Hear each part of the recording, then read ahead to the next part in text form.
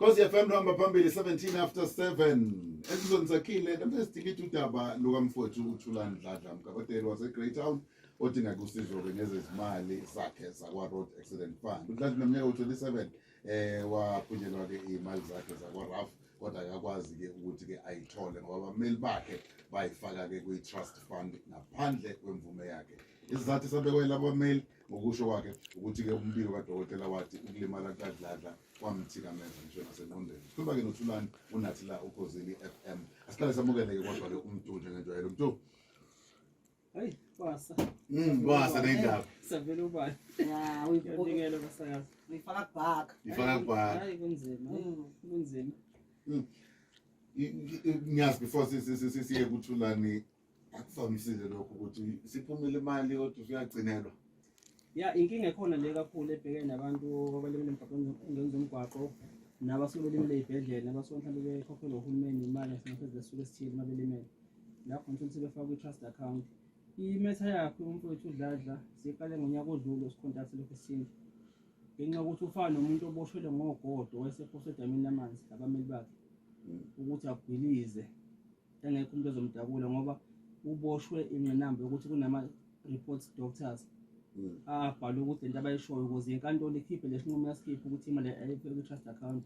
Kodwa uma ususondela uthi uyambheka uDladla noma ukhuluma naye lento eshiwo odokotela awuyiboni nesimo esasekhaya into yenza ukuthi sisondela kakhulu kuyena icondition ahleli kuyona ekhaya Abaningi nalokho ngeke sithi mhlawumbe vele isimo besinjalo kodwa kumele ngabe kuthiwa ushoda ngokudla ushoda ngani akanandawo yokulala konke lokho ngisho isimo akusona ekhaya ngeke ukwazi ukuthi i-trust azange ifike ngisho ukufika izohlola isimo before ukuthi imali ithathe isithathile-ke imali i-trust sathi no sicela ukuthi siyibone le report eyakhishwa udokotela inkantolo yakhunyeza ngayo le trust account ukuze sizozama nathi ukuthi sithole odokotela abangakwazi ukuthi basibhekele le report ukuthi umuntu phela kwaNkulunkulu yes mhlawumbe leso sikhathi abasisho mhlawumbe wayegula but uNkulunkulu yena omkhulu odala abantu akekho udlula uNkulunkulu. uNkulunkulu umlingo wakho kungenzeka ukuthi uDladla usiyaphila njengamanje lokho esikubonayo thina. Asimbekelele namgabadela khona mgabadela sikubingelele bafo sikwamukele kuKhozi Ekseni. yebo sanibonani Khosi Mhlawumbe kafushane nje sixoxele ngokwenzeka uzoyithola usulimala engozini yemoto. okwenzeka ngisho ukuthi ngalimala eHeathrow ngangihamba nomfowethu sifuna ngomuva impahla esuka eJoshgofo emuvela wendawo eMandleni. So nje lapho-ke mina zanibanga simoya-ke ongasasokha ngenyawo emva kalapho-ke mina ngayithola sengisesibhedlela mele ngichazela-ke bathi imoto yangishayisa yayithi iyajika so yasingidonsa ngangena ngaphansi kwayo ngalimala ikhanda namahlombe noma ngifuna ukuhamba ngizokuthi nangendlela engikhuluma ngosibenzo ivoice aziyona iyami kahle. Yeah. So wagcina ufikelele kubameli wathola kanjani abameli? Abameli ungiphatha kabuhlungu kakhulu nami uqala angibazi bangithola kanjani ngoba ngalahlekwa ifoni sami ngimala ngase ngiyoze isimo sakhe ufuthi engihlala eJoshgofo ehospital ngizama isimo sakhe ukuthi ngithola ngani hayi emva lapho-ke base bengifonela odokotela basho bavameli so ngingazi ukuthi mina abameli abakwenzani ngoba vele nomqondo wami awufikile ngoba vele sisibhedlela lapho ngasheshe ngathi sithatha noma ngiphuma esibhedlela angikhumbuli ngangiphuma nini kwenze njani angikhumbuli nosuku. Mase sokuhlangene nabo-ke basifaka isicelo semali ifike bayithatha bayakutshela ukuthi yini fanele iyohlala kwi-trust account. No labo bameli uqala ngabashiya ngahlala ngibona 4 years ngabona ukuthi noma bameli abangiphatha kahle ngoba ngisuka eJoshgofo hostel ngiqashela mina imoto ngihambe ngiyibona eRosebank hayi ngabona ukuthi nje nenafunda ningiphathi kahle nje ngomuntu umphela oyihlayini lakhe ngase ngimuva ngithola umuntu ongisizayo ongamusho wazi nje ufumana abameli amekho right mazodlala ngoba mazofaka under trust ngoba mazoba ne-advantage unemeli ikhanda nolimeli ikhanda bayakuthanda ngoba bafaka under trust. Ngasathi ndoda ungisiza kanjani ngoba vele angimini ngaba joyina abameli ibona abavesele bangisukela bakusukela bona ya wase ngithatha bangisa kwabanye abameli abase lapha esihlahla fana vele afisazi babani amalapha esalulama bona ufuka inhloso njani asenis kunokumasho nje phela bazidisile sonke ayifike nasenisi igama nomeli wami uLowen ngihambisa odokotela bakhe ngimsabona emva kwalapho bese ngizoxega once ubuhlungu kakhulu uthi udokotela omunye bengidla ama-drugs ngavele ngashokheka ukuthi ukhuluma ngani ukhuluma ama-drugs ngathi umuphi lo dokotela loshonzana wasosayensi fanele ngixoxe ngayo vele nefayili yakhe ngilahlile if esemoya futhi ukuthi imali isiphumile ngathi nje ungisizile wangimela wangizela efeva ngikahle kahle ngumela laphayana e-high court imali yami bengimele ngayitholi ngifuna imali angazuyisho kodwa unwile so mina ngajabula leyo mali leyo mina ngicela ukuthi ungayishoni imali njengamanje imalini ngoba angiboni ukuthi right now ungayisho okay yeah kule mali-ke esambe singasazi ikhona osuke wayithwala yafika kwena yeah umuzi umhlanga kakhulu le mali lena engayithola ngathola imali bangenzela i-cash loan ngoba bangimuntu ngiyafuna bona ngizokwazi ukuthi ngihambe leyo dokotela engifuna ukahamba ngoba phela angiwazi nemigomo nemibandela yakhona mina ngavumana nathi okay it's fine nginganginika ngahamba ngiqasha umqasho la eNazareth ngase ngihamba-ke odokotela kade ngihamba malapho ngisesibhedlela igama lakhona ngilimala mama ungikhumbuzela Maranhini mengijimisa ngifuna ukungangibona ngoba ngathi kuyalulamela ngazama ukuhlafuzela ngahamba yabona nasemzimini ngasizokhava kancane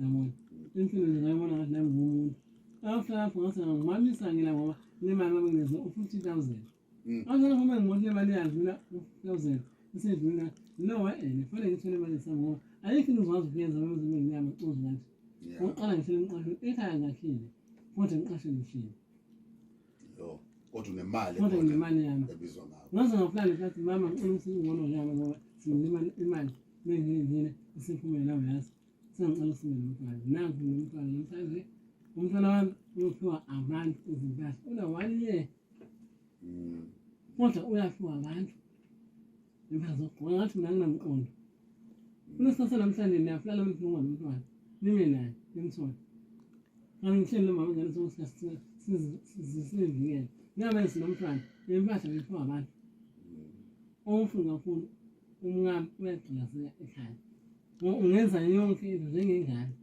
fanele usunamawena okay mfethu sibambe lapho kuwena mama sake sikufaka nawe la kulama seconds ubala ngaphambi ukuthi siyeke kudokotela uMpanza sinjani simo ekhaya ngoba bezama ukusichaza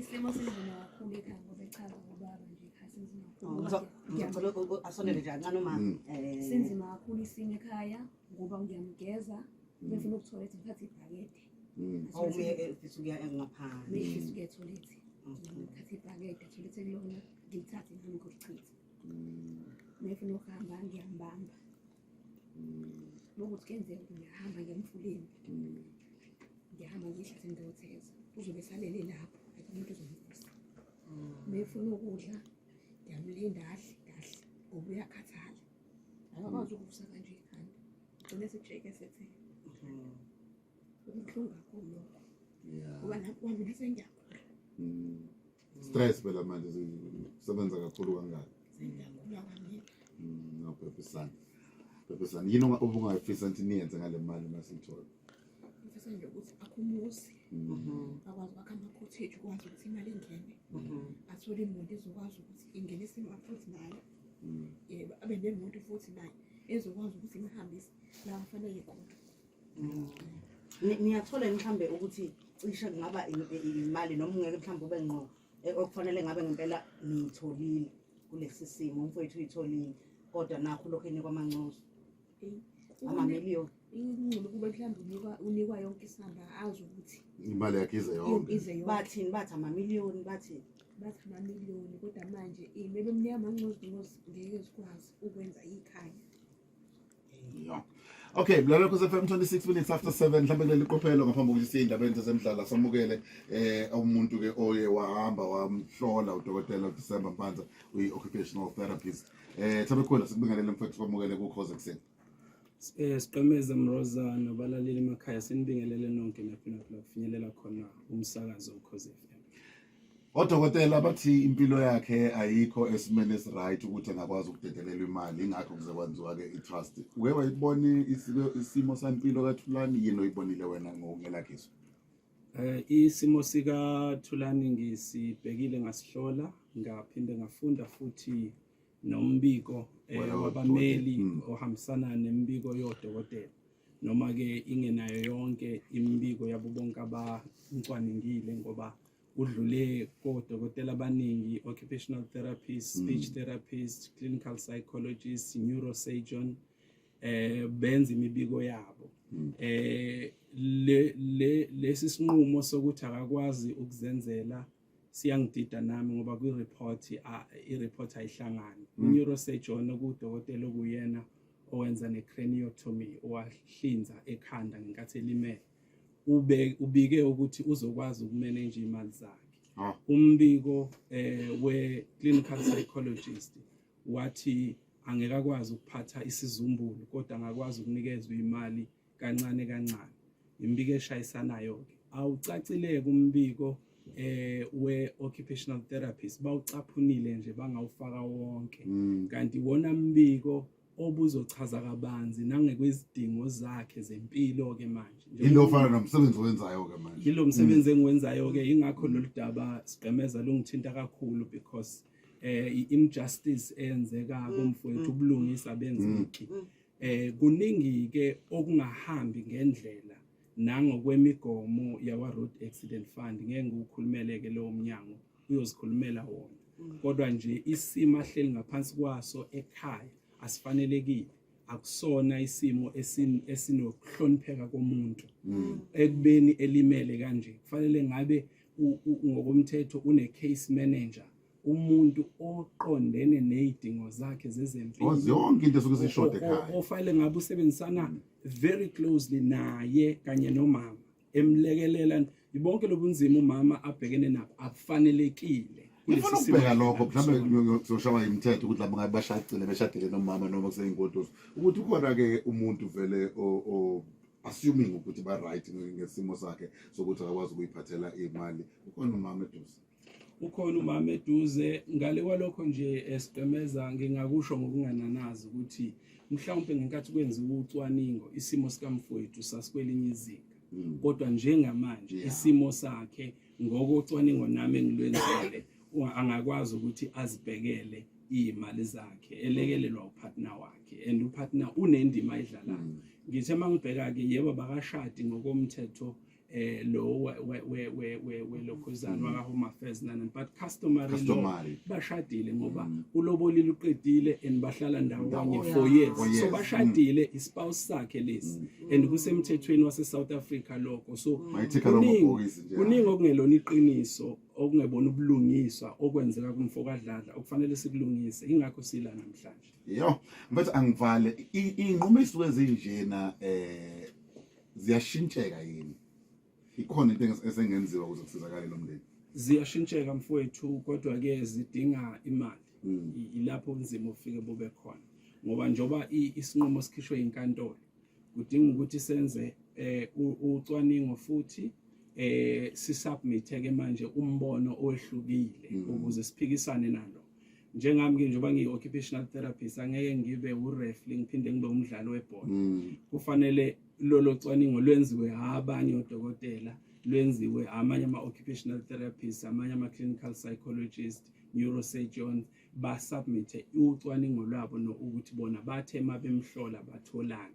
Bese sisebenzisa lona-ke nabameli-ke manje sikwazi ukuthi submit amaphepha enkantolo azosho okuhlukile ukuze siphikisane nalesi sinqumo kwenze kubulungiswa kumfowethu. So kudingakala imali ukuze sikwazi ukunyakaza siphikisane nalento ekungebona ubulungiswa eyenzekayo kumfokadlala. So kusengalungiseka Sigqemeza. 731 ukhosini FM sikhuluma nombaba uMpanza udokotela ke wazi kangcono ngaso lezi ndaba lezi. Sivumeleke so dayise nemasibuya siyobheka kumkhaba ukuthi khaba kanjani kwezemidlalo. Emveni kwalokho soke sibheka abantu abangabameli abazi nomthetho nawo ukuthi khona yini isimo singasenza ngendaba ke kamfowethu uThulani uDladla. Kumanje ngiyambuka emdonsa nge-wheelchair umdu uphuma naye isimo asisihle neze. Mawuzobe khala emoyeni hayi ngoba ku-edwa ingoba ngempela lento ihlale enyameni nemali yakho ekhona but uhlale esimeni esingesihle neze awukwazi ukudla yonke into oyifunayo awukwazi futhi nokuthi wondle ingane esivele sikhona umama uthole kanzima kumele abhekelene nabantu ababili manje kuhlungu sisho ubaba ngathi useney'ngane ey'mbili okumele ayinake ngoba akakwazi ukwenza lutho ubaba ngenxa yengozi abhekana nayo kodwa kunemali engeyabo ekhona ahlolakala amasibuya nangomkhaba Sabe kupone usalingile ireport from training kuyirithena kuseyini okusho ukuthi ukwazi ukubaleka izincwadi lesithathayo suka lapho kulesikhathi lephilo sesanele abafundise yonke le mali ngabe ngakwazi ukuthi ukuhlanganelezana lamadimandi ethu nokusedlulela phambili ukuthi sifake amasambuzi enkantolo. Phusha mfowethu phusha sisemva kwakho zigidigidi impela siyafisa ukuthi kuhambe sekugcina kufinyelela ke sibuyeni kulo lolu kwejwayelekile ukuthi umuntu angakwazi ukuthi abeke imali kuyona Yezinto i-trust yona yakhandelwa ukuthi ivikele abantu abasuke bengakwazi kwesinye isikhathi ukuthi bayibhekelele izimo zey'mali zazo kungabe imali kungaba ama-property if umuntu eseyidagnosile udokotela ukuthi mhlawumbe akakwazi ukuthi ayigcinele iy'mali zakhe or akakwazi ukuthi abhekelele izindaba zakhe noma wathi enkantolo ukuthi umuntu o-unsound mind then lapho ngakwazi ukuthi futhi avule i-trust kodwa kufanele ukuthi amnakekele lowo muntu loyophela akukho ukuthi usekugciniwe lento imali yakhe kufanele ukuthi yena asale asafanisane engasakwazi nokuphila kahle so leyakhanele ukuthi ivikele abantu abanjalo ababanalebula abangakwazi ukuthi badlulele bona including nazo iy'ngane uma isengaphansi kweminyaka le-18 bayakwazi ukuthi futhi sibakhuleleke nabo i-trust iyasiza yena ekutheni ibhekelele abasebengakwazi ukuyimenenjela bona ama-assets abo. Bengifuna ukuza kuyo leyo ukuthi well-ke yenza umsebenzi omuhle i-trust but manje awusangazi nokuthi ngidlani awazi uma ngihlala endlini evuzayo ngiyathanda ukuthi udlulile kuleyo ukuthi isuke ingakwenzanga umsebenzi kahle wayo uma ukuthi akhona no-case manager ozokwazi ukubhekana ne-case yami angazi uma iy'ngane zami ziye esikoleni angazi uma ngithola umntwana ozodinga ubisi udinga zonke lezo ezinye izinto. Le ndaba nje kaBhutudladla ingithutha kakhulu ngoba phela manje uma ukuthi ifamily yakhe ubhuti ayikwazi yona ukuthi iqhubeke iphile nabo bayakhala kube sekungaka ukuthi abameli bafike kanjani ekutheni ngizwe kancane lapho uDr. Mbane wazi ukuthi ikhona i-order yasenkantolo ekushoyo mhlawumbe ukuthi edeclare umbani uDladla ukuthi u-unsound mind so ngicela ukuthi kufike kanjani lapho kwaphela u-57 ukubuya ngokusobala ukuthi before u-appointwe lowo muntu loyo mhlawumbe ozobe i-curator abhekelele iy'mali zalo Ndladla for i-training center kufanele ukuthi kube khona at least i-affidavit yomuntu o-close une-patient like umuntu osondelene naye ngoba nomama nje nomama wakwakhe kufanele ngabe kukhona i-affidavit esichasisa ngokusobala ukuthi no siyavuma siyaqinisekisa ukuthi sihlala naye and akwazi akwazi ukulenzela i-funds yakhe before kuzoba khona-ke lama-affidavit awu-2 aqhamuka kuma-medical practitioners odokotela ngoba ngasethu uDr. Mbane ama-neuro occupational besibhale nabe-report urecommend uqinisekise ukuthi lo muntu ngekwazi ukuyimenenjela into zakhe so la angazi ukuthi bahambe kanjani abameli bafikelele lapho ngiyibona leyo dokotela ngoba nakhona ama-report akhona ayashayisana kuningi kakhulu kufanele ukuthi mhlawumbe abheke lolu daba kodwa ngezawa leyo ukuthi abantu abasondelane naye uma bangazange beyibhale i-affidavit eqinisekisayo konke lokhu ngoba bengathi affidavit kodwa indlela engenzeke ngayo ngiyabona ukuthi ayihambanga ngendlela umthetho uvuma ukuthi ihambe ngayo yes bona bacabanga indlela ukuthi mhlawumbe uma bethola lokho bese befuna ukugcinela imali yakhe e-trust ukuze ibhekelele nayo impilo yakhe yonke kodwa indlela ehambe ngayo angiboni ukuthi ngabe indlela okuhanjiswe ngayo and nanokuthi abasanakekeli yonke engihlayisa kakhulu nje ngoba ukuthi kuza kanjani-ke manje ukuthi-ke engasanakeleki ngoba phela noma kunje imali yakhe kwi-trust kanjani kodwa kufanele ukuthi at least ikhaya lakhe uhlala endlini e-right uyadla iy'dingo zakhe ngoba ehangeke ucheck iy'dingo zakhe zonke ziyanakekeleka asazi vele ukuthi imali yakhe ayitholile ingakanani kodwa mhlawumbe ikucheck engathole kuphuma imali efile mhlawumbe ngazo nje ekwazi ukuyihambela nama-wheelchair amanje akwazi ukuyihambela engadingi ukuphushwa. Zonke lezo zinto lezi kufanele ukuthi umuntu osuke eqokile ngesituretha akwazi ukuthi amnakekele aphile kahle, ngoba nasuthi unemali esawu-trust awusezokwazi uyisebenzisa wona, ayisezokusiza ngalutho, kanti wale emva uyikhokhelelane imali ukuthi akasakwazi ukuthi aphile ngaleyo ndlela. Mfowethu usuhlumezekile lo mndeni kakhulu, usizi liyabukeka ebusweni babo, ukukhala kuyabonakala ebusweni babo. Yini esingayenza? Isiphi isitepu esingaphuma sokuqala esingasenza ukuze sikwazi ukuthola le mali back? No, into ekhona yikho ukuthi kubhekakale ukuthi okay zibe yancane ukuthi ikhona i-order yasenkantolo. Kumele engenziwa esengakwazi ukuthi kwenziwe i-rescission application kuresindwe imali ngokubuyisela emuva esinqumo sathathwe inkantolo, njengoba uDr. Mpangile mhlawumbe yena nabanye ozakwabo bengakwazi ukuthi bamhlole futhi uDladla bathole ukuthi mhlawumbe isimo sakhe asisafani nasekuqaleni, bese bekhipha-ke futhi ama-report nabo bayokwenza leyo ma-affidavit uma sekwenziwa leyo application esenkantolo, ukuletha ubufakazi phambi kwasenkantolo ukuthi lo muntu esengakwazi ukuthi aphume ekuthenini adeclare as-unsound person, unsound mind, sorry. Then leyo application yokusebenza enkantolo igrant uma ubufakazi bonke obufikile ukwazi ukuthi kulethe phambi kwenkantolo. Ngoba before kwenkantolo, ngoba inkantolo iyazithathela isikhathi sayo ukwenza zonke lezi zinto, ama-stages ngayo yonke leyo nto leyo. Mhlawumbe kungakwazi ukukhulume nommeli loyo oyi-trustee lapho kuleyo fund le owaqoka as i-curator ukuthi no, isinqumo sanje lento lena ayisekho right. Awuzame ukuthi uqale ulungise before kuyiwa lapha ukuthi imali irelease ngoba no-trust ngoba yavula ngale order yasenkantolo ukuze bakhiphe yonke imali ibuyelekele ngokwethu ofanele ukuthi kube khona nenye order yasenkantolo manje eresinda leya order yayiphumile ekuqaleni.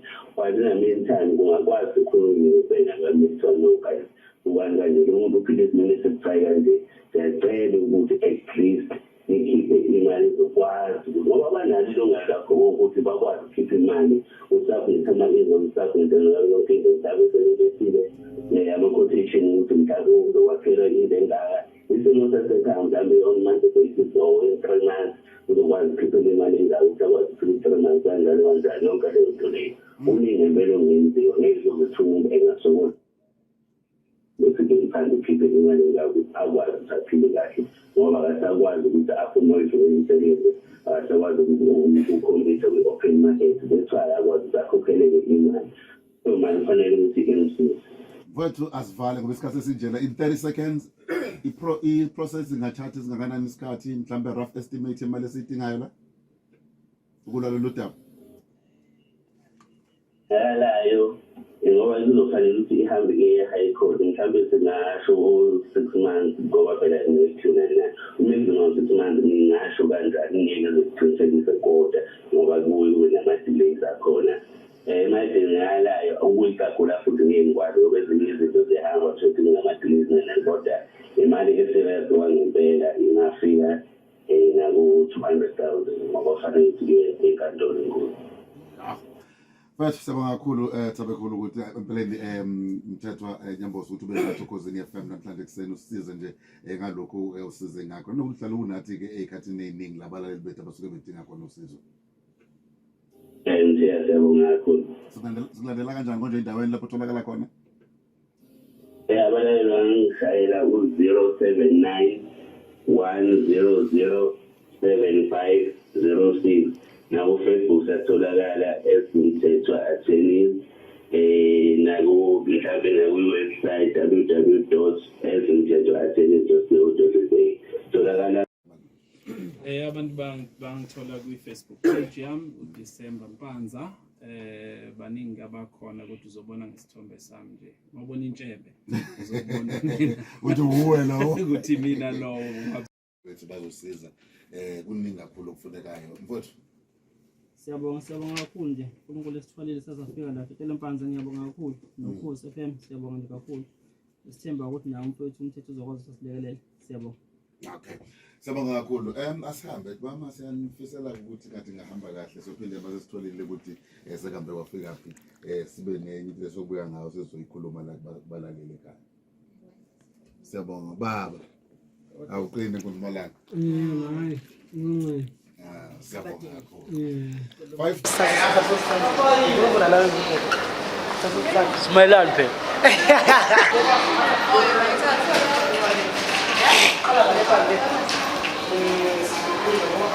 Ungena umuzi wenza mase sizo.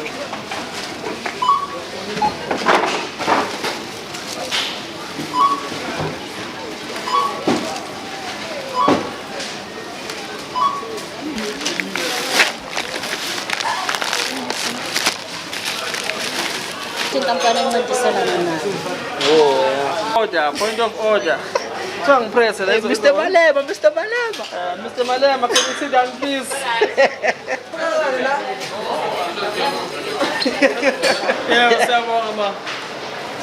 Hambe kahle nawe. Sababa. Mina ngeke ukukhuluma khona. Famini le. Utaka. Ntababa nansi cross mfethu. Umama sethengile. Singabonga ke mfethu ubonge kwaba kantaka funeral. Nemfethu. Hayi ngibonga kakhulu. Ngoba ngathanga funeral. Yebo. Sibona noma ngenzile kakhulu. Ngoba ngigesi ngiswele. So ngiyabonga kakhulu nangeza baba. Ababe nawo ngami. Ngifengizwele. So ngiyazi nami ngifike endlini. Ngofika kuphela ngikwazi ukuthi ngifuna kakhulu ngiyabonga. Ulamba unemali.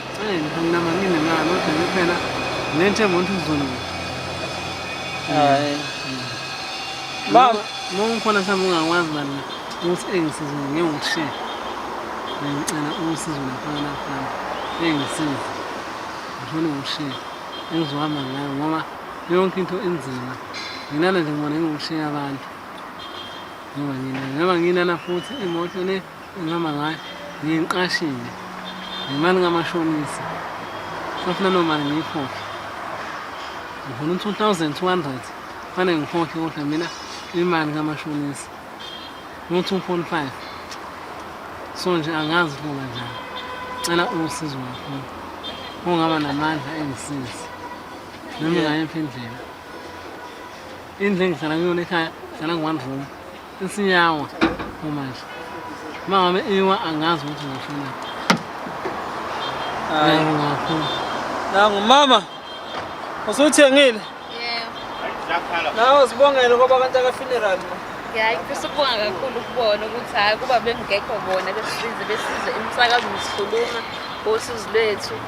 Sibonga kakhulu ukubona ukuthi sikwazi ukulala sidlile nathi. Sihambe kahle opposite. Hayi sambe kahle. Ithemba linjani wethu? Khona Hayi ithemba likhona ngeke sililahle.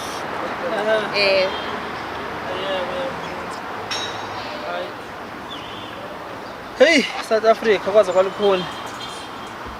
Kwaze kwalukhuni kanza kwethu ziningi inkinga la kaphandle. Ungabona abantu behamba nje behamba. Ngoba uNkulunkulu ebaphila amandla ukuthi avuke umbhedeni umuntu ahambe kanti awuzazi inkinga ezimsingethe nezimkhungethe zingakanani. Umfowethu lo Thulani wakadladla udaba lakhe seliqale July last year 2023 engithinta nje la lokhozi ebike ukuthi la ipinkinga inkinga ngempela labheke nayo lento ye-trust account yakhe. Ngiyanazi nibaningi abanenkinga nabameli nawo into nama-trust account akulula kanza kwethu akuyona into elula bheka nesimo se-trust but ke ngamandla kaNkulunkulu nokubekezela naye ngoba nami ngiphila ngokufona njalo busa WhatsApp manje amadatha abale angiwhatsappele kuthi noma nami ngenzi kunzima mhlawumbe ngibhizi ngibona ngemiss call yakhe nayo ngiyafona but ke ngibona ukuthi aka understand nokuthi le ndlela ngithuma kuyona ukuthi umqanso ongakanani athi angiyikhwele but nami ngisazama ukuthi ngiyajikeleza ukuthi le ntaba ngizoyikhwela kanjani but ke uNkulunkulu sesiphile kamandla ukuthi sesifika njengamanje sicabanga ukuthi ke istep sokuqala esiya ngase kuyinqobeni lempi yakhe le mfowethu. Nizwile kokhuzini interview yakhe nesitoli sesonke, but nakhona-ke la ka-toilet sasiyifakile ividiyo nje bese phinde siyifake futhi ofisa ukubona usizo likamfowethu nasekhaya, ngoba sahamba sawufika ngisho ekhaya kuyena le Great Town isigodi Temsweni, eGreat Town, Temsweni. edemswele ngayizivele. Yebo, la behlala khona abafethu. So-ke siyabonga-ke namhlanje thina siphuma ukhuzini kwase kuba khona abafonayo bakantaka funeral. Intaka funeral sibanikela nge-voucher yokuthi bathenge ukudla ngoba isimo sinzima ke nekhaya. Siyacela nalabo abangakwazi ukuthi bafisa ukuxhasa balekelele. Mntaka babi inamba yakho ucinga ithini? 072 19 19 38 38 19 0.